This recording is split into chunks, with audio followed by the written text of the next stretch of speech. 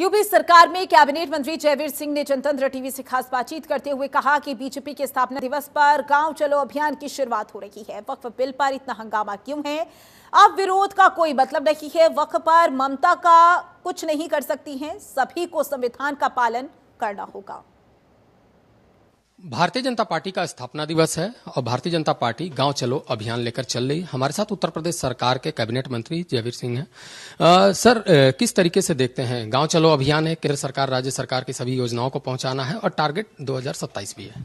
देखिए, भारतीय जनता पार्टी का स्थापना दिवस के कार्यक्रम के अवसर पर उसी पे तमाम कार्यक्रम हमारी सरकार की उपलब्धियों को पहुंचाने के लिए, हमारी जो नीतियां रीतियां हैं, जो कार्यक्रम हमारे चल रहे हैं, उनको धरातल तक उतारने के लिए एक एक कार्यकर्ता को उसकी जानकारी देने के लिए विभिन्न कार्यक्रम चलाने का काम हो रहा है।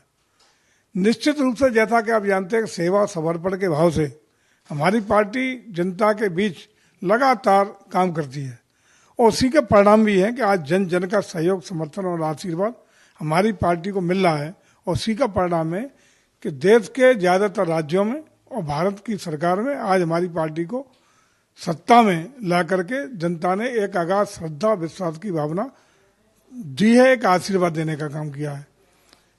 चूंकि जनता का आशीर्वाद है तो जनता के बीच में जाकर के उनको धन्यवाद कहना और उन लोगों के लिए जिन्होंने हमें आशीर्वाद दिया है उनको थैंक यू कहना और क्या हम कर रहे हैं प्रदेश सरकार के रूप में, राष्ट्रीय देश की सरकार के रूप में राष्ट्रीय स्तर पर उसको पहुंचाना कि आपके लिए हमने क्या किया और क्या हम करने वाले हैं, ये पहुंचाना भी हम सबकी नैतिक जिम्मेदारी है। इसी के क्रम में हम लोग जन जन तक पहुंचने का प्रयास कर रहे हैं। वक्फ को लेकर बड़ा हंगामा है। मुस्लिम संगठन आज से विरोध प्रदर्शन भी शुरू कर रहे हैं। पटना में रैली भी हो रही है। ममता बनर्जी कह रही हैं कि हम तो अपने यहाँ लागू ही नहीं होने देंगे। इसको किस तरीके से देखते हैं, जबकि संसद में और राज्यसभा में सरकार तो जीत चुकी है, सड़क और सुप्रीम कोर्ट बाकी है? न सड़क पर कहीं जीत सकते, सड़क पर तब जीता जाता है जन समर्थन मिलता है। आप देख रहे होंगे उन्हीं स्टेटों में उकसा के भड़का के मुस्लिम समाज को उद्वेलित करने का प्रयास हो रहा है जहां विपक्ष की सरकार है। साथ ही साथ आप ये भी देख रहे होंगे कि आम मुस्लिम खुद समझ रहा है कि ये हमारे हित में है।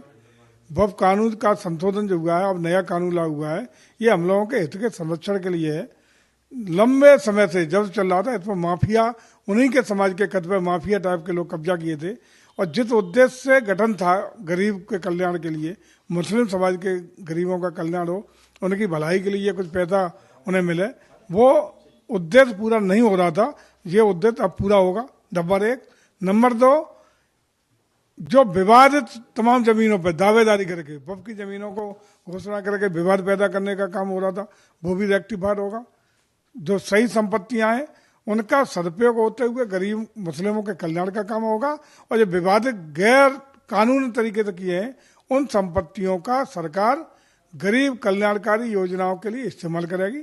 इससे स्थिति साफ है कि इससे वास्तविक मुसलमान का भला होने वाला है और यही परिणाम है कि किसी भी शहर में जहाँ हो रहे हैं, लिमिटेड लोग तो कर रहे हैं, सरकार के उन विपक्ष की सरकारों के उकसावे पर वो कर रहे हैं, उन पार्टियों के उकसावे पे विपक्ष कर रहे हैं, लेकिन सीमित लोग हैं, वही नेता बचे हैं। आम मुस्लिम थैंक यू मोदी जी कर रहा है। एक अंतिम सवाल, समाजवादी पार्टी के सांसद हैं अफजाल अंसारी। अफजाल अंसारी ने वर्क का समर्थन किया है और कह रहे हैं कि उन्होंने कोई रेप तो किया नहीं है, उन पर इस तरीके का शिकंजा क्यों कसा जा?